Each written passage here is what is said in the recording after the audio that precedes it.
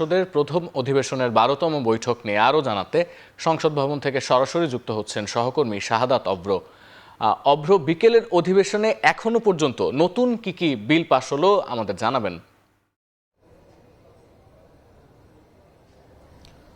কিছুক্ষণ আগেই কিন্তু আমরা দেখেছি যে বিল যেগুলো সেগুলো কিন্তু একের পর এক উত্থাপন চলছে সংসদে, এবং সেই সংখ্যাটা যদি আমি আপনাকে একটু জানাতে চাই যে সকালের ভাগে যেই সংসদ অধিবেশন বসেছিল সেখানে কিন্তু 12টি বিল পাশ হয়েছে, এবং বিকেলে 3:30 থেকে যেই অধিবেশন শুরু হয়েছে সেটিতে কিন্তু ইতিমধ্যে 9টি বিল পাশ হয়ে গিয়েছে। আর সব মিলিয়ে যদি বলতে চাই তাহলে কিন্তু বলাই লাগে যে 60টিরও অধিক বিল পাশ হয়েছে বলে আমাদেরকে জানিয়েছেন চিফ হুইপ। এছাড়াও এখন পর্যন্ত যে বিলগুলো বাকি রয়ে গেছে সেগুলোর বিষয়ে কিন্তু নিষ্পত্তি আসতে হবে আগামীকালকের ভিতরেই।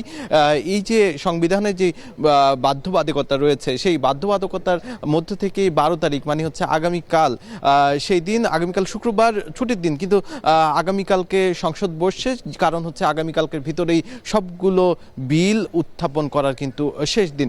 এছাড়াও যদি আরও একটি বিষয় আপনাকে জানিয়ে রাখতে চাই যে আজকের যেই কার্যবিধি আছে সেই কার্যবিধি মোতাবেক কিন্তু সকালবেলা 71 বিধিতে যে নোটিশগুলো আছে সেগুলো নিষ্পত্তি করার ব্যাপারে আলোচনার কথা ছিল এবং সেগুলো কিন্তু হয়েছে। এছাড়াও আমরা দেখতে পেয়েছি যে এর পরপরই বিল উত্থাপন শুরু হয় এবং শেষ নাগাদ মানে বিকেলের কিংবা সন্ধ্যার পরপরই কিন্তু যেই রাষ্ট্রপতির ভাষণের আলোচনা যেটি রয়েছে সেই আলোচনা কিন্তু হবে। সেই আলোচনার মধ্যে দিয়ে কিন্তু আজকের যে অধিবেশন সেটি শেষ হবে। এর পরবর্তী অধিবেশনে কিন্তু যেই বাকি যতগুলো বিল রয়েছে 98টির মধ্যে, সেই বাকি 98টি কিন্তু যে কোনোভাবেই হোক, যে কোনো মূল্যেই হোক শেষ করতে হবে। সেটি সংবিধানের যে বাধ্যবাধকতা রয়েছে সেটির কারণে। তাছাড়াও কিন্তু আরও 15টি বিল রয়েছে যেগুলো কিনা সংশ্লিষ্ট মন্ত্রণালয়ে কিন্তু পাঠানো হয়েছে, এবং সেই মন্ত্রণালয় থেকে যখন ফিরে আসবে তখন কিন্তু আলোচনা সাপেক্ষে সেগুলোরও পাশ করার ব্যাপারে আলোচনা হবে বলে আমরা জানতে পেরেছি।